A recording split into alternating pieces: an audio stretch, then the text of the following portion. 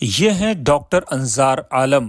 इनकी पैदाइश वैसे बिहार की राजधानी पटना में हुई, लेकिन जिंदगी का सफर इन्हें दिल्ली ले आया, जहां ये एक स्कूल चला रहे हैं।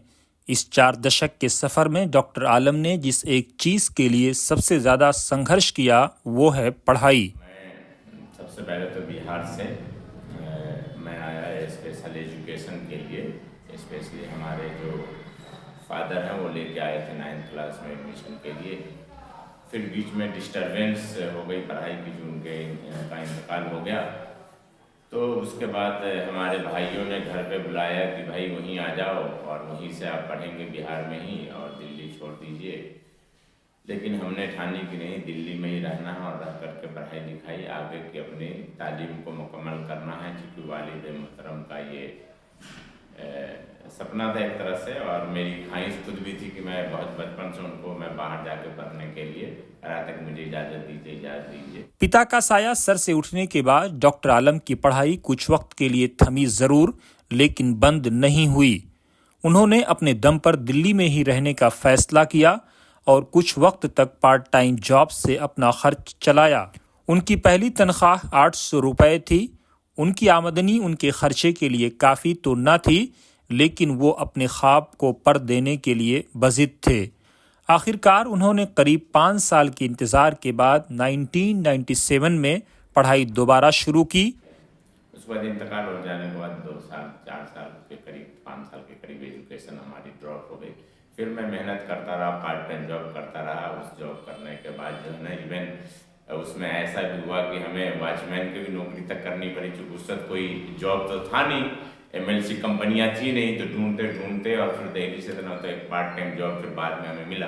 करीब 1 आध महीने किया होगा हमने वो वॉचमैन का। फिर ट्यूशन पढ़ाना शुरू कर दिया। उसमें ट्यूशन पढ़ाते हुए मैं घरों में जा करके जो भी हमारे दोस्त अहबाब से जानने वाले, इस तरह से मैं ट्यूशन पर डिपेंडेंसी हमारी बन गई।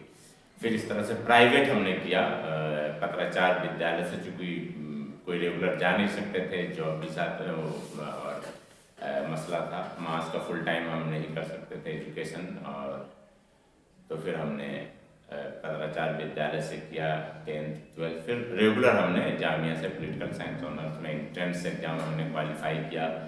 फिर उसके बाद हमें कई स्कॉलरशिप मिले, इस तरह से ग्रेजुएशन किया। फिर हमने MA किया फर्स्ट डिवीजन से। फिर PhD में ही हमने एनरोल। उससे पहले हमें human rights and duties education किया। जामिया से मास्टर्स की पढ़ाई पूरी करने तक डॉक्टर आलम ट्यूशन देने की कला में माहिर हो चुके थे। यहीं से शुरू हुआ सैल्वेशन का सफर।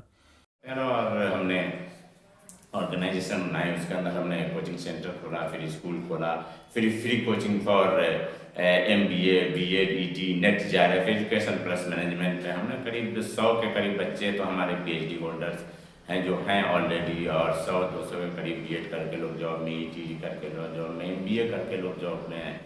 तो काफ़ी जो हमारे रिहेबिलिटेशन, ये भी गाइडलाइन हमारे मोहतरम मिर्जा फरीद हसन बेग साहब की देन है कि उन्होंने कहा कि नौकरी वोकरी में कुछ नहीं रखा हुआ, नौकरी मत करो, ये तुम जो काम कर रहे हो ये बेहतर है, इससे वेलफेयर समाज का होगा, लोगों का होगा, देश का होगा, तो इसलिए इस पे काम करो, नौकरी कोई बड़ी बात नहीं है।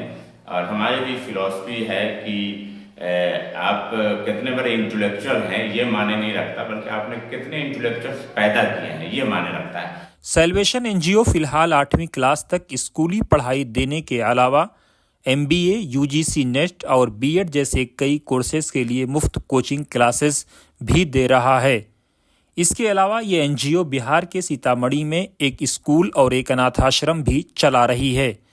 पढ़ाई की दिशा में डॉक्टर आलम का संघर्ष अभी खत्म नहीं हुआ है। अंजार चाहते हैं कि जिस मंजिल तक पहुंचने के लिए उन्हें इतना संघर्ष करना पड़ा, वहां तक आने के लिए दूसरों को ऐसा संघर्ष न करना पड़े और वो उनके लिए मशाले राह बनकर खड़े रहें।